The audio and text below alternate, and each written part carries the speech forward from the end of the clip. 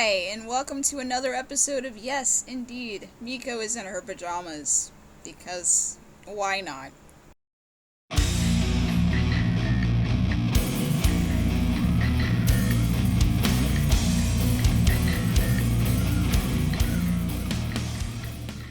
Actually, we're doing something different. We're doing a tier list, because I've seen people that I've subscribed to, like, tier list, and I've been prepping for this one. I even made notes, look at that.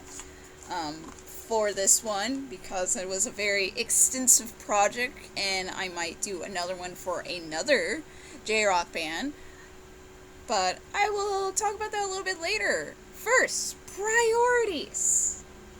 Well, I thank my lovely Muddy Cold patrons. Thank you so much for your support. Special shout out thank you for my new MVP VIP Buddy Cold patron, Banana Slug. Thank you so much for upgrading to VIP status. If you want to become a Muddy Cold patron, just like these lovely people below, you can click the link in the description below and you can get amazing perks like early access to my videos, things that'll be posted on the blog, opportunities to request things for me to review, or topics for me to talk about, or things for me to stream on Discord, among other perks. If you don't want to support me that way, you can just hit that subscribe button. I'm also very appreciative to those who have been subscribing to my channel, so welcome, and hopefully I will be populating this space a little more frequently with videos. It's just been a rough time lately. So, gonna be sharing my screen again, because that's what we have to do for tier list.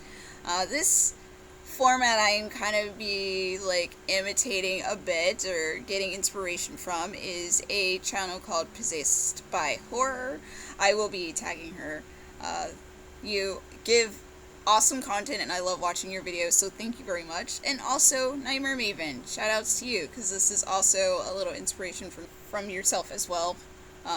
I know none of them actually do tier lists on music. They focus on horror movies, which is something I love, obviously, because I talk about horror movies quite a bit, but I'm not a horror tuber, as they call themselves. I just jump around from east to west talking about things that interest me, like anime, and movies, and music, and manga, and etc., that has to do with pop culture from both sides of the world, I suppose.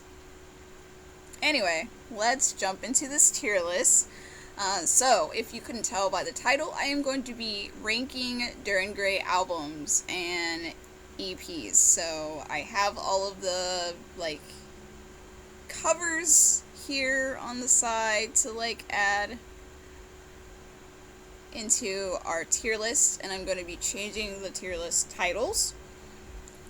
I did take out E. I wanted to do it like a grading system, because like there's no E grade, which is really odd. So I'm going off of my notes of what I was going to name each tier. So let's change our S tier to Timeless Masterpiece. Probably should capitalize that, because I feel like that's a good... Yes, I can totally spell. I'm gonna have to like change some parameters here. Probably should have prepped that beforehand. I didn't realize I needed to like make these a little bit bigger so the words will fit. So, I changed the S tier to Timeless Masterpiece. I think that's a good title for S tier. So A tier, we're gonna just call this, it's a solid release, which just means like songs are pretty good, pretty solid. It's kind of self-explanatory. B tier, we're going to call this enjoyable, which is like, yeah, I mean, this is good. There's some songs on there that I'm not super crazy about. I probably may or may not like pick this particular album as like a go-to. It's like, yeah, I mean, this one was good. It has some good tracks on here, but there's some songs that I would skip if I'm not in the mood for it. C tier, we're going to go with passable. I mean, it's pretty self-explanatory. It's like, this was a decent project. It's not the best that Dern Gray could do. They could do a little bit better. But it wasn't a terrible album. Sometimes I feel like that with some movies I've seen, where it's like, this was decent. I really have nothing more to say about it other than it was watchable. It wasn't the worst thing I've seen, so passable's a good one. So D tier, we're just gonna call it attempt was made, which means, like, I mean, they tried, they put some effort into it, so an attempt was made. And F tier, we'll just call it skip, which just means, like, pretty much self-explanatory. You don't really need to listen to this album. It wasn't very good. So, I'm going to preface this for all of my Dern Gray fans that watch my channel, that I am not going to rank every single album, because there are compilation albums, best of albums, remix albums. I'm not including them in there. I'm not doing any singles, obviously, because I did put albums, but I am including mini albums like Six Ugly, MISSA, and The Unraveling. But I'm excluding remix albums, just repeating, and compilation best of albums like the Decades album or Unraveling. Though, not Unraveling, sorry. What is it? Kai. Not doing Kai, because it's a remix album. So, I'm going to be excluding those. So I'm going to do this in order of release. And the reason like this came about was, if you haven't watched my Miko's Music Connection video of Dern Gray, which I am in the process of trying to get back into, because I do have some catch-up videos. I got thrown off by the time I was out for a month and a half from my surgery, which I did mention, and I just never got back on that horse of doing episodes. And right now I need to, like, reconfigure my space again, because it's getting a little claustrophobic again.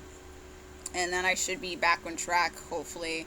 I am going on a trip this weekend, so it most likely won't be this week, but maybe when I come back, I can knock out the 4 episodes that I owe from last year and do my recap, and then start catching up on the artists that I did pick for this year, because I did write some down, but I've just been off schedule. So, yes, I recommend you check out that video, and you will see my whole history with Dern Gray.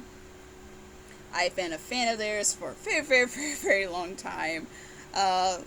Probably, I guess, about 2003 or 4, around that time. It was definitely before Withering Your Death was coming out, because they were promoting, like, Saku and Kodo came out when I was a fan of theirs and stuff. So, yeah, it's definitely been more than a decade, which is wild. And when I was making the video, they were promoting Phalaris as their 11th album, which is crazy. And something that I do every time they release a new album is I listen to every single album of theirs, excluding compilation albums and remix albums, until I get to the newest one. I don't know why I do it. I just enjoy, like, listening to the progress of, like, how they became where they are today, and it's just such a smooth transition, which is something I mentioned in my MMC episode of theirs, that Dern Gray inspired me to make this series, because I thought their journey musically was just so smooth, and it just works. And that's all I gotta say. I still love them. They're still my absolute favorite #1 Japanese VK jrock band of all times, and I don't think that's changing anytime soon.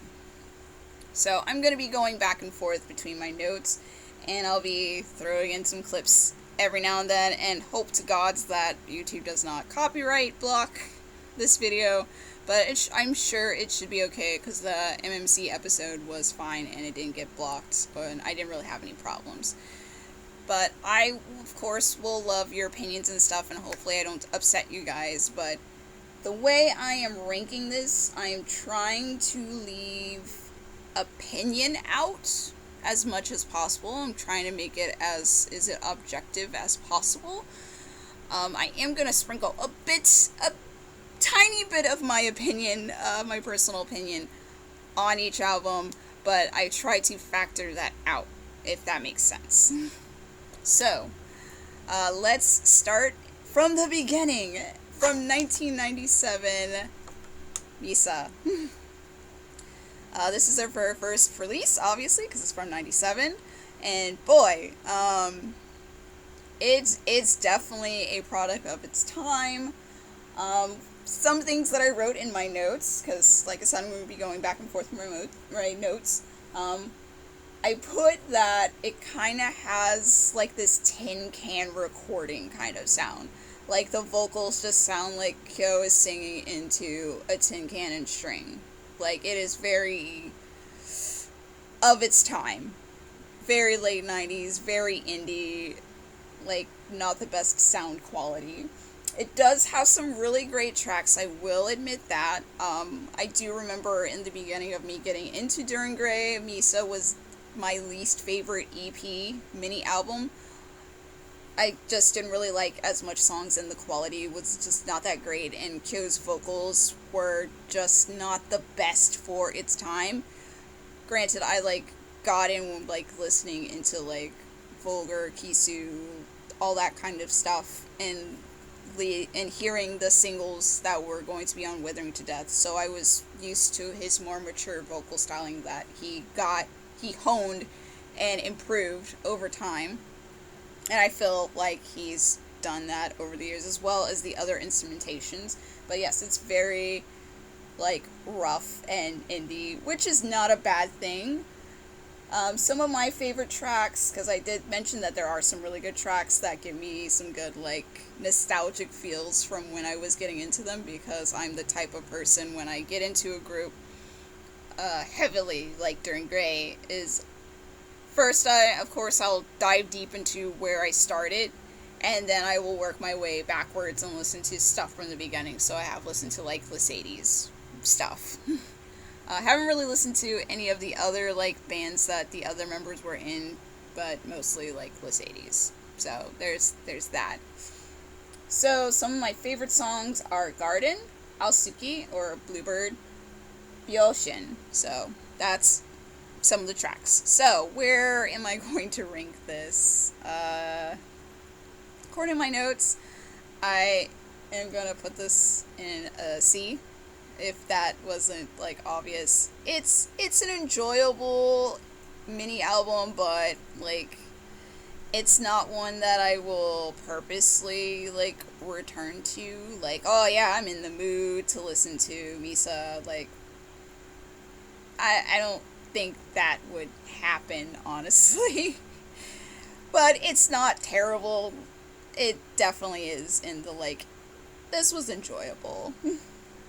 So next, let me see if I can find the cover. There you are, passed it up. Is 1999's GAUZE, their very first full-length album that was produced by Yoshiki of X Japan, or the last rock stars. As of now, I was gonna say Skins 2.0, but only some of those of you will get that one. So, GAUZE, I remember this being, like, one of my favorite albums of all time when I was getting into During Grey. It's still one of my favorites for sure. I put that it's a very experimental and raw album. It has a very nice indie and old flavor to it, which I enjoy. It's very of its time, once again, with the 90s, but the quality is a little bit better. It does not sound like Kyo is singing it in a tin can. Maybe a higher end tin can. It's not the best of vocals still. He still maturing. I mean, it's only been 2 years, but that's okay. He gets better. Some of my favorites from the album are Yokon, Masochist of Decadence, which is just an absolute journey. If you want to see the music video, it's definitely NSFW unless you watch the censored version of it, but the whole story, lyricism, is about abortion, and I believe it's through the viewpoint of the child, the unborn baby, the fetus, what have you. I think that's what the viewpoint is, if I remember correctly. It could be the mother. It's been a while since I looked up lyrics for it, but I do remember it is about abortion. But I remember that being quite the journey, because it is a 9-minute song, maybe a little over 9 minutes, but it is quite the journey. But that was my first real experience with listening to their longer songs, which I will be mentioning later, stuff about their longer songs. One of my fan favorites, Cage, Room 304, Cherry Blossoms of White Death, and Uroboros. So hopefully I inserted something about Masochist Cadence. Most likely, maybe I will put, if I put the PV, hopefully I put the uncensored version or censored version. I don't know. We'll find out in post.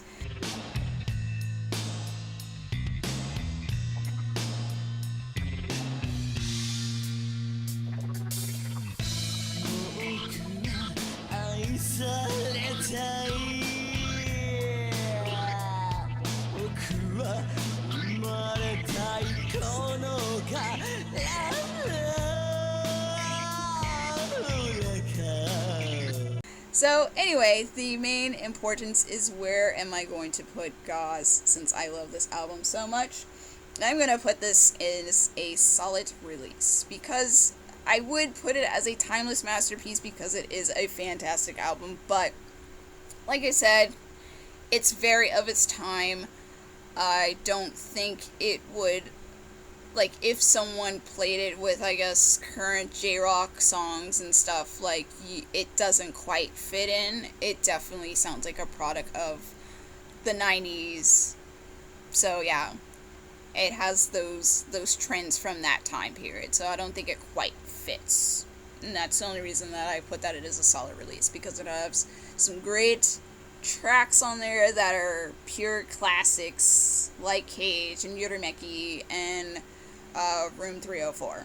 So next is the 2000 release Macabre, which I used to call MACABRE because I was stupid and didn't know how to pronounce things. I'm just kidding. Everyone's dealt with that, where they don't know how to pronounce things and they say it weird. Don't feel ashamed. Also, for those who correct people, don't be mean about it. Just be like, hey, it's actually pronounced this. But yeah, I've always pronounced it wrong, but it is Macabre. So this used to be an album that I didn't like in the beginning of my fandom of being in loving During Grey.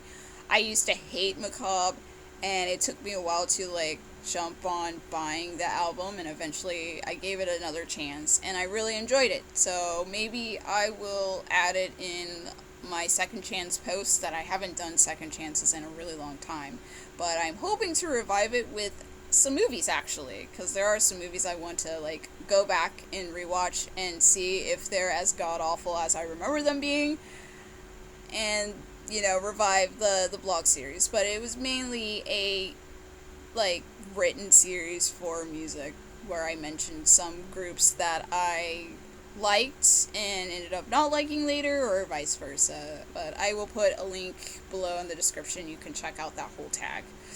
So, Macabre, I put that it was a nice bridge between GAUZE and Kisou. Kisou is the album that came out after this, so I also already mentioned that this used to be one of my least favorites when I was in my Withering to Death era. Around my 20s to now, I appreciate the album a lot more, especially when I was re-listening to it last year. I was just like, this sounds actually pretty good. It's a very good album. Some of my favorites are Mayaku and Wake.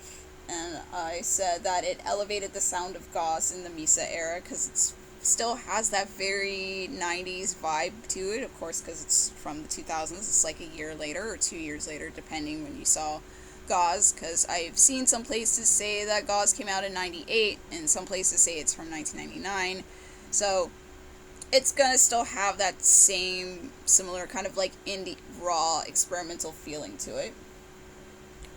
I also put some songs, I guess some of my favorite songs on here are Hydra KR Cube, which is where I fell in love with Dai and he became my Honmin. Uh, Audrey Zakuro, I'm going to try to say this title. It's one of those really long 10-minute titles again. It's Macabre Sanagi no Yume wa Agahi no Hane and Berry. So those are some of my favorites. Of course, there's some other songs, of course, that I enjoy, but yeah, this was a good album, and I'm glad that I matured and grown to love the complexities and of the arrangement and what they were trying to do in this album. I thought it was very good. There was something I wanted to add about Barry. I think the reason why I mentioned Barry was because it had this amazing intro that you just have to hear. I'm sorry. I didn't mean it. I'll be good. I'm gonna kill you. I'm gonna blow your head off like raspberry jam. That intro will never get old. I love that intro, and only During Great fans, and maybe some jrock fans from like back in the day would get that joke, but I love it. It's it's so funny and random and just out there, and I like it. But yes, much like Masochist of Decadence, Macabre, which is another really long 10-minute song, is also another journey. It's a absolute musical arrangement masterpiece that I think made me appreciate this album even more, as well as some of these other songs that I mentioned. I forgot or neglected to mention that some of these albums, they did mention like who wrote what, and after a while they stopped mentioning who wrote what as far as the music. So anyway, more importantly, where did I rank this one? If you couldn't tell by the way I was talking about Macabre, I'm going to put it in the B tier. The B tier, right here. This tier right here, the enjoyable tier. Because, much like MISSA, it is very of its time. As much as I did not like it in the beginning, I do like it now a lot more than, I guess, my teen self, 20-year-old self, whatever. I do enjoy it, but it's still not an album I would be like, yeah, let me throw this one on. I still would most likely gravitate more towards GAUZE and some of the other albums that came after. Speaking of which, let's go to 2002 with Kisou. Kisou also used to be one of my favorite During Great albums. I listened to this quite a lot. It has a slightly more polished sound, and oh, look at me sounding like really knowledgeable on my notes. I put slightly more polished sound and expansion of tonal soundscape. What does that mean? I have no idea, but it sounded very smart. Like I know what I'm talking about with music. Put that it's a lot slower and more atmospheric, which you're gonna hear a lot. You're going to hear me say atmospheric a lot, and theatric, and dramatic, and all those other things. Yes, Kisou taps into a more mature, like I said, polished sound from the band. And there's a lot of really good slow songs, and when During Great does slow songs, it's just chef's kiss, just beautiful. Granted, I don't like all of their slow songs. I know fan favorite Ain't Afraid to Die. Everybody loves the song. I don't.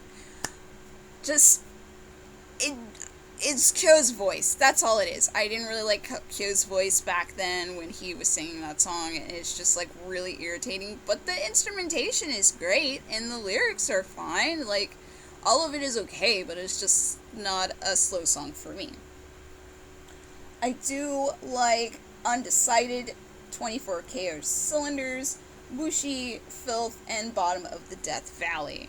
Some of those are slower songs, so there's not a lot of aggressive hits in this album, which is perfectly fine with me. I think this definitely showcases another side of Turn Grey that we haven't seen before from the previous albums of the aggression and darkness and all that other stuff. Sure, all of their albums have darkness in it, that's just what they do, but this one just shows it in a different way than usual, but still has a small hint of experimentation, because it's not a Turn Grey album without experimentation, right? So where should we put Kisou? Obviously, it's still one of my favorite albums. I am going to put this as a solo release because much like GAUZE, it's very of its time, but it has some really, really, really solid songs on it that I love, and it is an album that I do, like, purposely return to. Like, I haven't listened to Kisou in a while, and that joint hits. That hits right here in the Kokoro. Alright, let's move to 2002's mini album, Six Ugly. This was my favorite mini album of theirs that they put out. Great mini album. It has 6 tracks, which aptly titled Six Ugly. It has a lot of high energy songs in it, which is fantastic. And I also put that it's a nice bridge between Kisou and Vulgar, which is the album that comes out after this one. It has some softer tones or a different polished sound to it, but it also has a lot of high energy stuff that's going to be reflected in Vulgar with like a mix of like hip hop influence and stuff. Some of my favorite tracks from this, because there's only 6 of them and all of them are pretty great. Granted, there are some that I like more than others, like most things, are Mr. Newsman, that does have that hip hop-ish sound as far as the vocals. Umbrella, which was, if I remember correctly, is written by the drummer Shinya, which is a fun, high-energy song that's very enjoyable to watch live. I'm sure it's even better in person.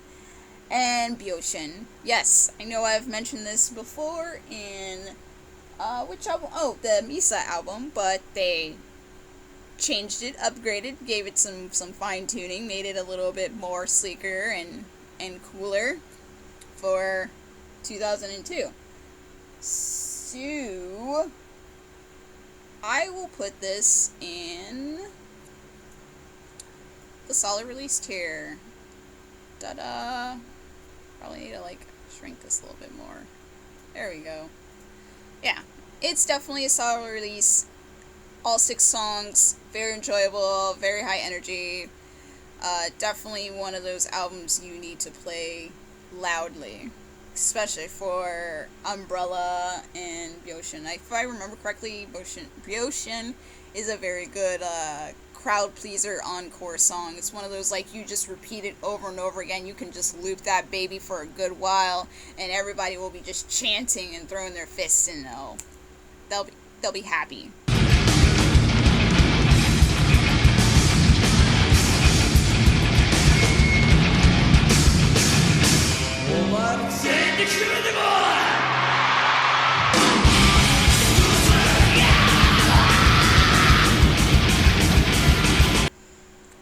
Next is 2003 or 2004. It really depends where you're looking, I suppose. Vulgar album. Another one of my favorite albums when I was getting into Turn Grey. I believe this is one of their best CD intros. Audience Killer Loop. I gotta play a little snippet of that for you so you can experience that first hit when you start this album.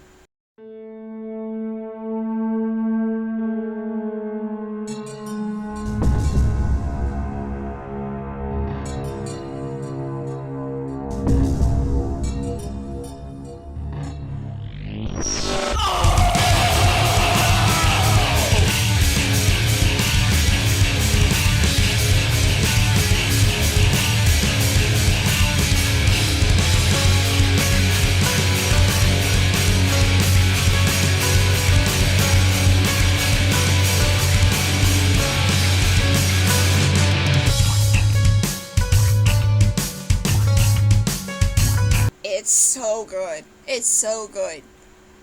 I was just mind blown when I started this album the first time. And every time that I put this on, when I like go through their whole discography, it's just amazing that they put this intro in there. Granted, they started doing these like dramatic, like theatrical intros on a couple of their albums where it's just purely instrumental or whatever. I know they did that in GAUZE. I think it's like GAUZE Eve of Adam, I think, and then the last is GAUZE Eve of Eve, not Eve of Eve, GAUZE something, or Eden, or something like that, or Eve. It had like an Adam and Eve, like, bookend into the album. So, the first time listening to this album and then seeing the live audience Killer Loop is just... it just sets the tone so perfectly. It just has that dramatic build-up of, like, you are in for a show. Here it is. Raise the curtain. Every time I hear it, I just see that old live of it. It's so good.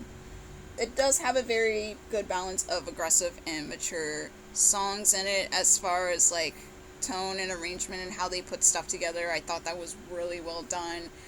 Showed a lot of growth compared to their previous albums. Some of my favorite songs are The Third Empire, Kasume, which is like one of the songs I learned. I think that was like the second song I learned of theirs. Obscure, which has an edited and unedited version of it, so be careful what you watch when you look up the PV. And Redum, which I believe was written by Dai. So these were really good songs. So, where to rank this? I'm going to put this in the timeless masterpiece because unlike Six Ugly and Kisou, which are fantastic pieces of art, I think if you listen to Vulgar, it really doesn't sound like it came from the time that it did, of 2003 or 4. It just has a timeless sound to it, and it still pumps up audiences when you play certain songs from it, and it just gives you like a good feeling, and I like that, and I think it's definitely fits the title here. So let's go to the time that I picked up my very first album, Withering to Death. This also used to be one of my favorite albums. Yeah, I could not pick one, honestly. But this is definitely one I have returned to many of times. Many of times. Many of times that I have felt down. Many of times that I just wanted to, like, get that, like, anger out. Just wanted to feel some sort of comfort. Was this album. I've played it so much that sometimes, I guess depending on the player, because it didn't do that in my current car, but it did do it in previous cars that I've been in, Saku kind of skips a little bit, which is like the third track, but I've listened to this album so much.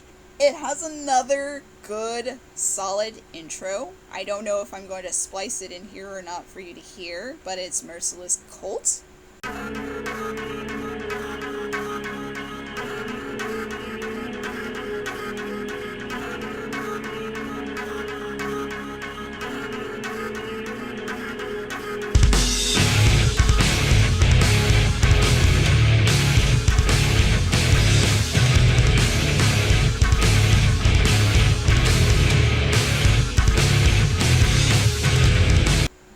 It doesn't have quite the same theatrics of Audience Killer Loop, but it has like a little bit of anticipation of like emptiness and at the beginning before the actual hard hitting part of the song kicks in. But it's definitely a good like crowd pleaser, building up the energy. You're ready for this, but it's not too hard. It has a softness in vocal tone, but also Kyo kicks in the screaming, and there's a lot of loud instrumentation, but it's not too loud. It's not overwhelming. It just kind of gently pulls you in, and it's like, here is what we're doing. This is the ride that you're on. But just relax. It just kind of yanks you in, but then it just pats you on the shoulder, and it's like, it's gonna be okay. We got you through this whole album. I said that the transitions, the song transitions, were very smooth and satisfying. I love a good, transition, that whole, like, you get the tail end of the song and it matches perfectly into the next song. It's kind of like when you, like, shuffle music and you have it on, like, gapless playthrough, and it just smoothly transitions into, like, just the right kind of sound, and it just sounds like it was meant to be together, even though they're from two different artists, sometimes from different genres or whatever, but they just work so well. Withering to Death does that, and I love when albums do that, when it's just like, let's take the tail end of this and add it into here, and it just works really well. Like, I can hear it in my head just now, the end of Merciless Cult leading into that second track. So satisfying. Unfortunately, I did not list any songs that I like from the album, but they're all really great. This album means so much to me. Personally, I've had a lot of memories with it. But if I take that all out of account, if I added, like, a smidge of, like, how I felt about this personally, I would still put it in the same tier that I'm going to be putting in it now, which is Timeless Masterpiece. I really think this album definitely can be played at any time and not sound like it is of its time, a product of its time. It still fits in really well with what's playing today, etc. It's such a good album, and that's one reason that I keep returning to it, because it gives me memories of the past. Like, it gives me a sense of nostalgia of, like, getting into the band and stuff, and all the memories I have with this album, but it also doesn't seem jarring compared to rock songs I listen to now. So that's a plus. So let's move into 2007 while I fix that. There we go. So 2007 was Marrow of a Bone. Oof. My memories with this, I remember right off the bat not really liking this album that much. It felt like a letdown. I think this was around the time they went on tour with Korn, and they had a lot of influence from their sound, which is not terrible because I am a fan of Korn, but it definitely had a more Americanized sound that a lot of, like, fans complained about, and they were doing that whole, like, oh, I like older and gray better, oh, VK era was the best, and blah blah blah, and whatever. I respect their opinion, because it always happens with a lot of, like, big rock bands, or just anyone, where people just enjoy their older sound compared to their newer sound. I mean, look at Metallica fans, look at Linkin Park fans, they've all done the same thing. So I think this was the real divide era, was the Marrow of a Bone. And granted, I am not one of those people that is like, oh, their older stuff was better when this came out. I just particularly did not care for this album too much when it came out in 2007. I thought it was okay, but I think it could have been a lot better. This one also had a very good dramatic intro with Conceived Sorrow, just Conceived Sorrow. May or may not splice it in here, but it is another really good dramatic intro that I love, with the pianos and the soft drums. I'm just hearing it in my head.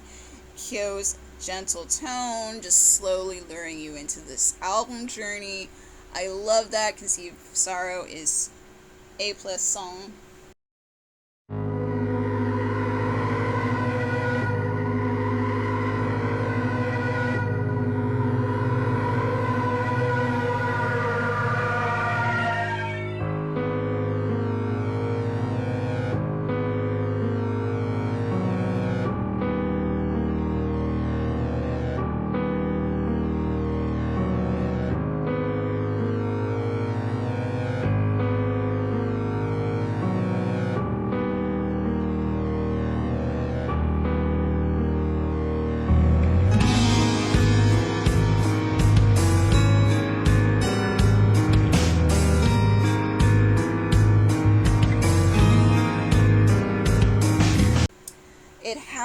lot of very aggressive and experimental sound to it.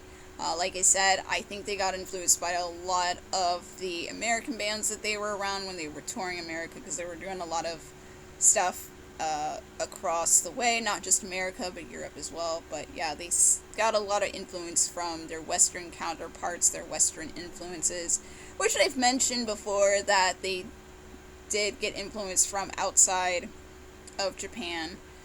Like a lot of, I guess, musicians, because a lot of people listen to Western rock music, which is not a terrible thing, but it definitely showed a lot more in this album for sure.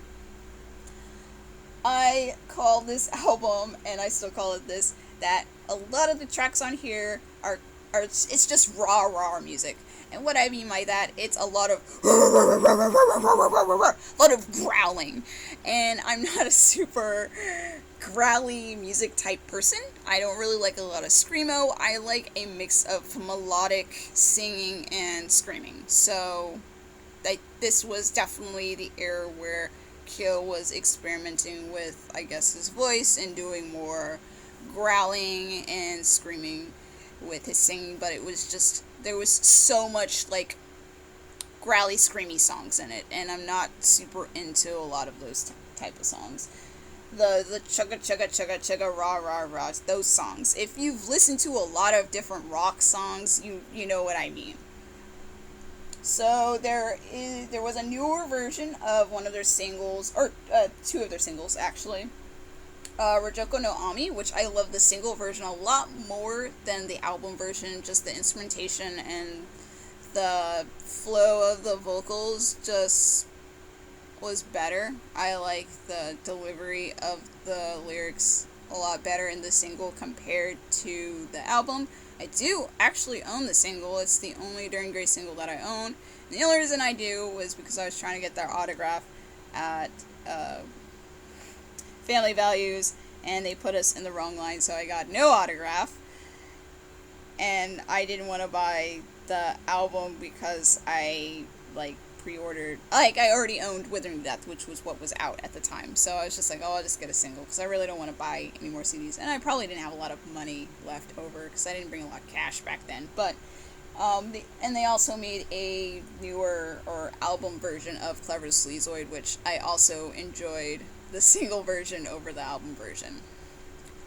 So, what do I think of Marrow of a Bone? I'm just gonna say this is passable. Like I said, even going back and re-listening to it in my 30s, I still am not too crazy about this album. I'm still not really into lots of screaming, or as I called it, rah music. It's still not my jam. So I was just ready to be done with that album. I think I tried to give it at least 2 to 3 spins before I switched CDs, which is why it's taken me so long to get through my K-pop albums. And if you're wondering what I'm talking about, you can follow me on Instagram, because I post what I'm playing in my car, because I do have a CD player in my car. So right now I'm listening to GOT7 stuff. But yes, it took me a while to get back into my K-pop shelf, which you can see behind me back there. It's just not really my K-pop shelf. It is my Asian music shelf. It used to have my manga, but I had to move my manga elsewhere because my music expanded. So, but it has all my jrock CDs and J-pop CDs, just any Japanese CDs and my K-pop stuff. So, yeah, it just took me a while to get back into it because there's so many CDs of During Greys. So, I could not wait to be done with Marrow of a Bone. Also, when I was ranking them or writing them, since this one had an extra CD in it, it had 2 CDs, I did not take that into account. I do like the songs that are on the second CD, which is more acoustic or different versions of other songs, but that did not factor where I was placing it. But yeah, I'm still not super crazy about Marrow of a Bone, but I don't hate it. So let's move into 2008 with Uroboros. I felt like this was definitely a step in the correct direction for their sound. I enjoyed this one quite a bit. It instantly became one of my favorite albums, or on my favorite album list when I first listened to it, and listening to it again, well, I guess last year, it just reunited how much I enjoyed this album. It is very good. They went back into form with their instrumental intro with, probably going to say this wrong, Sabir, Sabir. I doubt I will play the intro to it, but before, like with GAUZE, like I was saying, was more instrumental, not really, oh, here's a song with like a great intro and this is how we're starting. No, this was actually just an instrumental track and then it went into a song. For some reason, what they added in this album was a different version of Glass Skin, which was an English version, which I would have preferred to just keep it with the Japanese version of it, but I know this was an album that they did release in America along with Marrow. The way they distributed Marrow in America was absolutely hilarious, because I remember looking at the booklet, because I sold it to a friend because I bought like extra copies trying to win something, and I already had the Japanese copy, but the way they printed the lyrics inside was like a dark gray on black paper, which was absolutely ridiculous and you couldn't really read it. I don't know what they were thinking with that one. Some other stuff I put in my notes, about, I mentioned something about the English version of Glass Skin. I put that it feels clunky, which it did. Kyo's English pronunciation is not the best. There are some songs that I know were completely in English on previous albums, like Child Pray, that's one song, and Domestic Effort Family, yeah, I can't say the word, but DFF, if you know what it is. There's some other, I can't think of another, there's another song I know that has a lot of English in it, but yeah, his pronunciation is not the best. Some of it I can understand, actually. I think Clever Sleazoid is one of them, or maybe it's Agitated Screams of Maggots, I'm not sure. It's one of those two where it's just like, if you listen to this enough, you can actually understand his English, but Glass Skin is a slower song, and it just doesn't work. It is very, very Kyo English, so it just doesn't flow as much, which is why I said it feels clunky. I also wrote that it takes the raw music and adds more melodic tones, which is, like I said, what I like in my screaming music. I like a mix of screaming and singing. It can't just all be this like screamy, yelly, distorted vocal. I'm just not into that. One song I want to highlight, possibly, or probably not, I don't know what I'm going to do in my editing, but I believe I highlighted it maybe in the MMC episode. I don't know, I don't remember what song I picked up, but is Torgoro. That is one of my absolute favorite tracks from this album. I love Torgoro.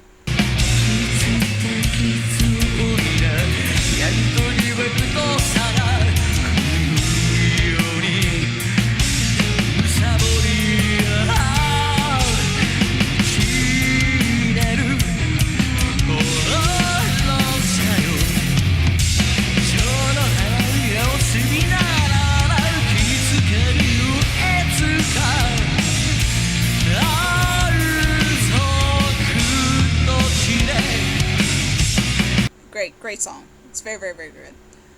Where to put Uroboros? I'm going to put this in the solid release. This was definitely a step in the right direction after the misstep that was Marrow of a Bone. In my opinion, very, very, very good album. It's one that I do purposely return to, like the other solid releases, but it does have some things that is missing and could be a lot better to make it a timeless masterpiece, but it's definitely like So we're still experimenting a little bit more with Western style, and we haven't quite like honed what we're trying to do with this Western style. And I docked it a few points because of the Glasgow English version and some other stuff. I did have the extra CD, but like I said, I did not take that into account when I was making this. So, let's move forward to 2011 with Dum Spiro Spero. Also have the limited version of this album with the extra disc and DVD and all other stuff. I don't think I've actually watched the DVD to it. I really should take the time, along with some of the other, like, limited edition versions of During Grey albums that I have not watched DVDs. This is a return to the aggressive sound, but it has some dramatic flares to it, such as a lot of the longer tracks. So we're going back into that form of like, we're gonna make a 7 to 9 minute track song in this album, and you're not gonna waste your time, trust me, it's gonna be quite the journey. One of them, I didn't write the whole title of it for some reason. I just shortened it because it's that long, but I'll put it on the screen, which is Hagashi Isa, and I put some ellipses, Lotus, and the Blossoming Beelzebub, which are some of the songs that I liked on this album. Yes, a lot of the longer tracks are very, very, very good. That's something that does not amaze me. Every time I hear a long track on their album, I'm like, During Grey is not wasting my time with this 7 to 10 minute song. Oh no, I am going to be taken on this journey, and it's going to be a great one. It's going to be an emotional one. It's going to be deep. It's going to have great arrangements. You're going to enjoy it for sure. So, where to put Dum Spiro Spero? I'm going to put this in the B tier. I thought this was a very enjoyable album. It's not one I feel like I will return to that often. In my head, as I was talking about it, there were some, like, I was struggling to, like, think of how some of the songs sound like other songs than what I wrote down. But I thought it's a good album. It's enjoyable, but it's not one that I would purposely pull off my shelf and be in the mood to listen to. But it's a good one. So, don't be upset. So, we're going to move to 2013. This was a mini album I was not sure if I wanted to include or not, because it does have a lot of remake tracks on it, but it does have a couple new songs on it, if I remember correctly, which is the Unraveling from 2013. I also wrote, but I just pretty much said, but with more detail. It's mostly remakes of older songs, but very good ones. Unraveling is a great title track, which it is. Maybe I'll play a little bit of it. I really remember liking the Unraveling a lot. It's also a nice showcase of how much they've grown as musicians. Has a lot of great soundscapes. It just feels good.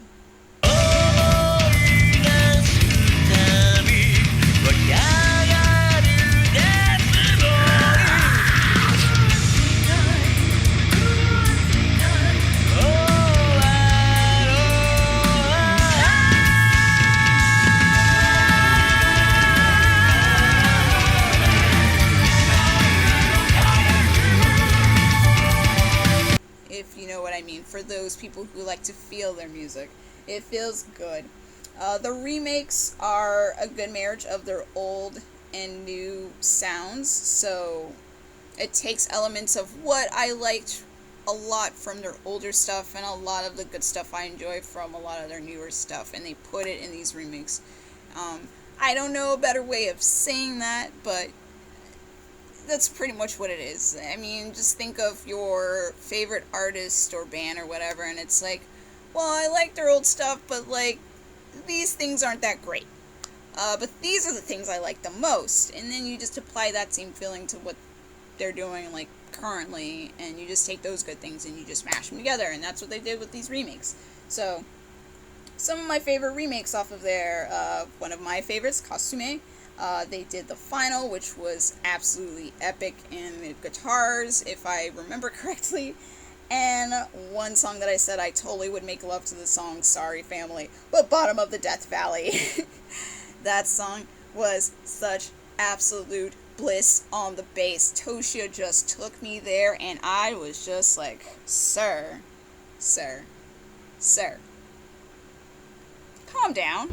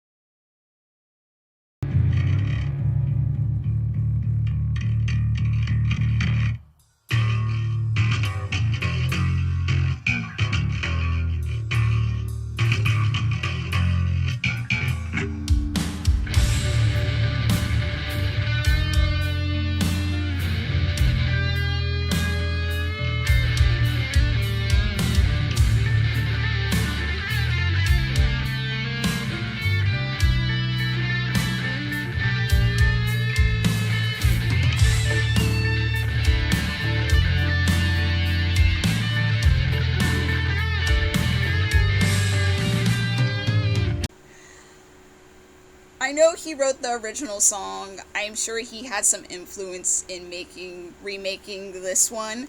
But yes, Bottom of the Death Valley, 2013. Absolute love making music. So much bass driven love, and I'm here for it. Gotta change the panties. It is so good. It is absolutely sexy, and it shouldn't be that way for a song called Bottom of the Death Valley.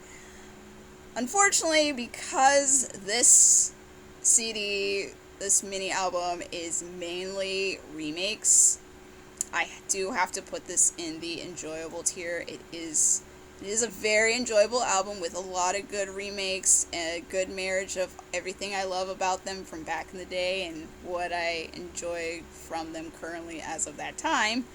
But there's not a lot of new material on it other than the Unraveling, so I had to dock it its points. Sorry. So, moving on to 2014 with, let me find it. Where is it? There it is. Is it Arche? I guess that's how you say this one. Honestly, before I started this video, I had to go back and re-listen, like, just skim through tracks, just any notes, like, any, like, good notes. I didn't even rate it, which is just bonkers. So I went back and quickly, like, wrote some tracks that I wrote down and some extra stuff. So, I put that this definitely went back to form of balancing the aggression with the theatrics, if that makes any sense. Hopefully it probably makes more sense for During Grey fans out there, or maybe people who are musically inclined, but there's some good aggressive, like, yelly tracks with high energy, but there's some good, like, slow theatrical or even somewhat aggressive, but they add some, like, dramatic elements to the music I think I'm trying to make up words. The music arrangement, the way the lyrics are delivered, all that jazz. I put that there's a lot of good, fun live track songs on there, like, good, like, I can see the audience, like, going, yeah, yeah, yeah, those songs. Like, I think Renkaku was one, maybe Tose, I don't remember which one, but I wrote them down on here as some of the songs that I like. Undu is another one. And, of course, the Untruth, which was their promo single song, which was absolutely amazing and was a ringtone of mine on my phone for several months because I'm very slow at changing my ringtones, which is something I've been trying to do for years, actually. One song I want to highlight is Behind a Vacant Image. There is this switch up in the music that always gets me. It always gets me. Especially watching it live. It's just so good.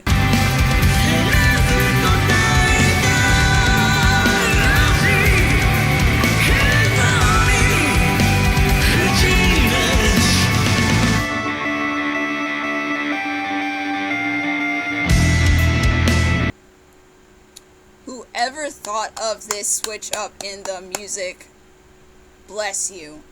It is so good. I think for now, I think Arche actually could go into places. I think it's more of a mood thing. I don't know if there are some people out there that are like that, where it's just like, well, sometimes I like this song and sometimes I don't. It just really depends on my mood. That's kind of how I feel about this album. And since I neglected to put any kind of notes, and even skimming through before this video, I think it's just appropriate just to put it here and enjoyable. It is a pretty good album. I do enjoy it a lot, but I don't see myself actively going towards it and picking it up and being like, yeah, let me listen to Arche. Yeah. Alright, so let's go to 2018 with the Insulated World. I remember really liking this album. Can I think of anything off of it? No. This was actually another album I had to go back and skim through tracks before I started recording today, because I didn't write anything down. I hate myself. No, I did write things down. I did make notes, but I didn't put title tracks on here. I left blanks for myself to fill in, which is very annoying. I don't know why I do that to myself. So, what I wrote down was that this album has a wide range of chaos and melodic sounds, I'm guessing, with experimental moments, which is very true.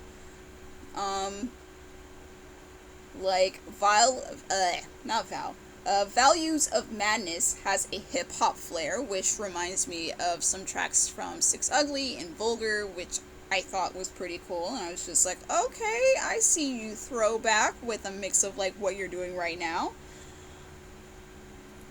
I already mentioned, yes, it taps into some elements of Six Ugly and Dum Spiro Spero, which is always a good thing. So a little bit of old, little bit of new, mix it in, and you get Insulated World. There you go. There was this one song, this absolute song that I had to post this intro on my Instagram. It is quite a lengthy intro. I think it is almost a minute long. I could be wrong. The song length is a little over 7 minutes. And it's called Zetsuentai. I'm just gonna let that play so you can experience the moment this song started. And by requirement, if you love yourself, if you love your ears, turn it up high. Let that seep into your soul. Now I'm gonna play it.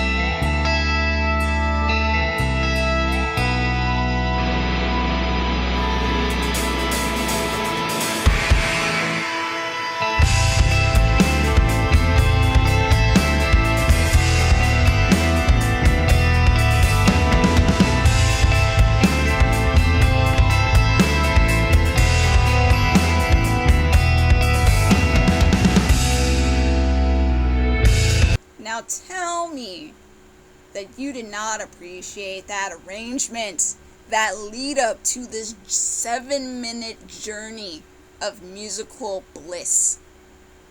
Oh my gosh, I love that intro so much. While I was skimming through tracks to fill in blanks in my notes, I had to turn up my speakers and fill that joint. I had to pause what I was watching on HBO Max just to experience just that moment. And I was like, okay, I'm good. Like, the rest of the song is really, really good, but that intro was just impactful. So impactful. I loved it. I also wrote, as I was, like, refreshing my memory of some of the songs, that it also has some inkling of Vulgar, which is always a good thing in my book, because you already see it. Vulgar is a timeless masterpiece in my eyes and ears. So, Insulated World was doing a lot of good things. That's all I gotta say. It was doing lots and lots of good things. So, I am probably gonna surprise you and might upset some of you, but I think this is simply a solid release. I really do like this album, but I will admit, while I was listening to it, I also don't feel like this could stand the test of time with its soundscape. It has a lot of good experimental moments, and I do enjoy that it was trying to do some different things that was going on during that time period. And it has a good fusion of old, new sounds from its previous catalog. But yeah, I don't know. Something about it just doesn't quite stick as something that I would return to, like, a lot. I will say, like, all these, like, solid releases, like, I definitely would, like, be like, you know what, I remember this being, like, really, really good, and I missed these songs. I will listen to it, but I don't think it would, like, gel as much as, like, what's playing right now. So, the piece that existence, the last album, which is Phalaris, which came out last year. I don't know how much I want to say about the album because I am supposed to talk about it in my MMC recap, but who knows when that's going to be up at this point. But I thought while listening through this album that it has a combination of maybe GAUZE and Uroboros, which is interesting. It has a lot of refined but still experimental songs. Like, I could tell that they were trying different things, but it was very fine-tuned. Like, they took their time to, like, figure it out. Granted, they're, like, from what I'm looking at, there was a 4-year gap between this album and Insulated World. So, they were definitely trying some different stuff. But they were like, let's play with it a little bit more. Let's make it a little bit more polished, so it doesn't sound too gauzy, but just the right amount of, like, sheen that, like, Uroboros, like, gave to their sound. And I appreciate that. I remember when I first put the album in, because this is strictly first impression what I wrote here. When I put the album in, bam, 10-minute song. From what it says, the time limit, what it says on YouTube when I was, like, skimming through tracks a little bit, it's 9 minutes and 59 seconds. So it's a 10-minute song. This is the very first track. Enduring Grey, in my head, is just like, I'm going to take you on this long journey right off the bat. Trust me, you're going to enjoy this whole ride. And they were not wrong. They were not wrong. It is called Shorty and Freud. I may or may not play a little bit of it, but they did not waste time. They kept to their guns. They are very consistent with their long form tracks, and I appreciate it.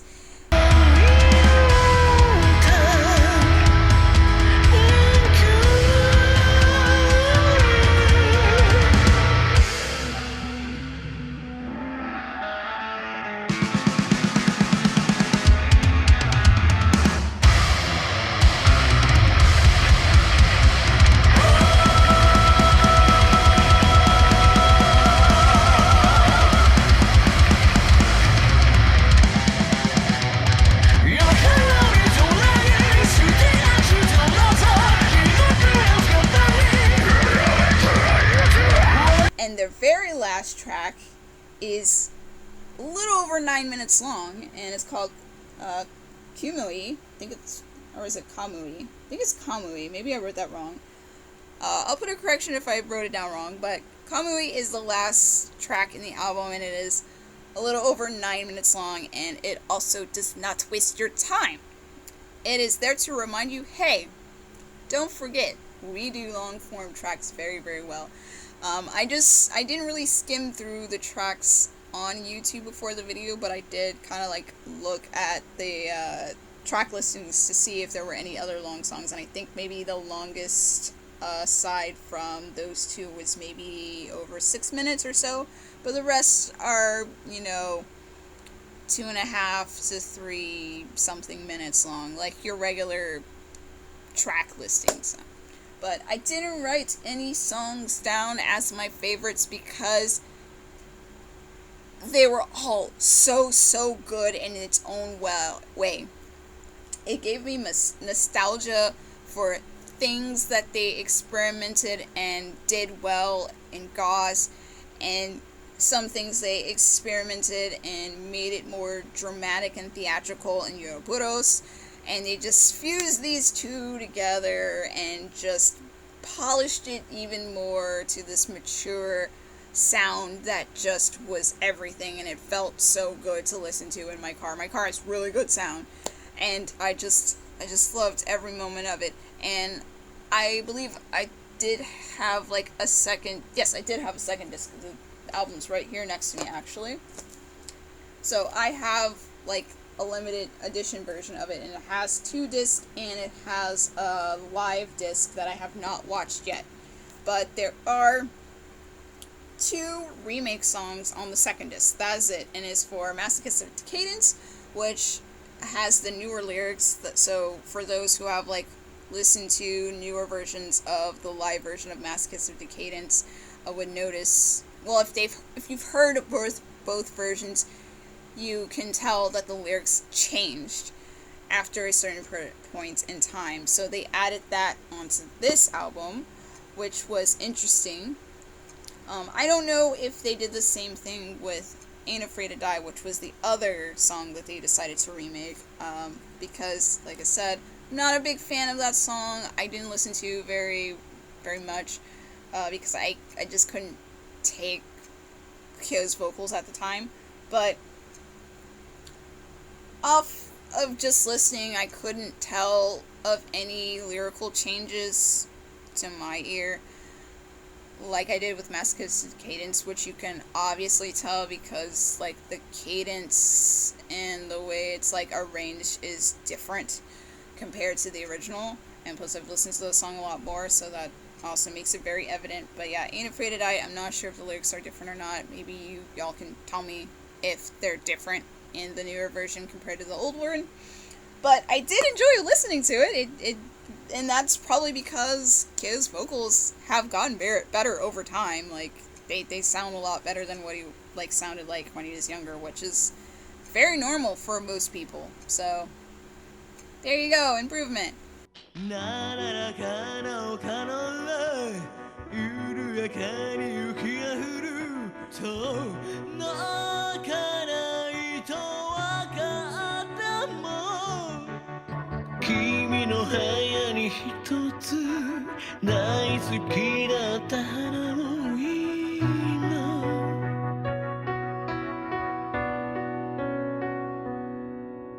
So that was the only 2 songs that were on the second disc, and I didn't really keep that into account of my rating, like, at all. But I do enjoy the older version of Masochistic Cadence a little bit more, but the newer version is just as good. And as obvious, I Ain't Afraid to Die, the newer version is a lot better than the newer one, mostly because of the vocals. But overall, this album, the new album, Phalaris, I would rate it as, drumroll, I don't know if you could hear that. This will be a timeless masterpiece in my eyes. So there you go. I love this album so much. It just took my breath away how much I loved it. It was such a great feeling to have after so long of being a fan of theirs, and I'm glad that they like ended on such a high note, and all their stuff is just so good. Every time they release something, I'm always shocked that they seem to top themselves or get better or take something that they were playing with and make it more polished, more refined, more theirs. And I just appreciate their whole journey, and I hope they enjoyed. I believe it's their 25th anniversary. So yeah, happy anniversary. I guess recently it would have been their 26th, because I think they debuted in February. So there you go. There's my ranking. Obviously, none of these CDs, none of these albums were in the bottom, because During Grey does not make trash. Granted, if I rate like songs, oh yeah, there are definitely like songs that would fall into these lower categories for sure. So I'm curious, especially if you've been a long time During Grey fan, or even if you're a new During Grey fan and you're familiar with all of these albums, how would you rank them? Please put them in the comments below. I would love to see your thoughts, hear some of your album rankings and choices, and compare them with mine. I do want to do another musical album tier list just like this, and I already even picked what band it's gonna be. Granted, it's gonna be a while because I really do want to focus on trying to get a little bit further on my K-pop shelf, and this took me quite a bit of time because, I mean, I had to listen to CDs from them from 1997 until like now. That's a lot of stuff to get through. So I don't know if I want to tell you which band I want to do next. But I know one of the albums I am not looking forward to because I remember not really liking it very much, and it made me stop buying their albums blindly because it was not good. It was aptly titled. If that's a hint for those who have known me for many, many of years, especially when this album came out. But it is going to be another J-rock band. I did think about doing this with Big Bang because I do have it written down on a post-it note to talk about their discography, but I think I'm going to stick to my guns and just write about it because I think it's a lot more deeper than ranking it on a tier list. I definitely want to go a little deeper than that, and I think I can do that best by writing it down. So thank you for watching my very first tier list and me ranking these During Grey albums. It was very, very enjoyable to go through all of these CDs, mostly for myself, leading up to their 11th album, which, like I said, was fantastic. Tell me what you guys think, and hopefully I can say a little bit more about Phalaris when I do my MMC recap of last year, once I catch up on the last 2 episodes that I missed. If you enjoyed this video and want to see more tier lists, or you have some artists or bands you want me to rank, you can leave those in the comments below, and you can also give me a thumbs up. And if you haven't done so already, here's a reminder to subscribe, because I post here at least once a week. Sometimes I sneak in an extra one if I can, if I don't have technical issues, because that has happened recently and that kind of slowed down me posting things as well. Anyway, I'll see you guys in another video. Peace.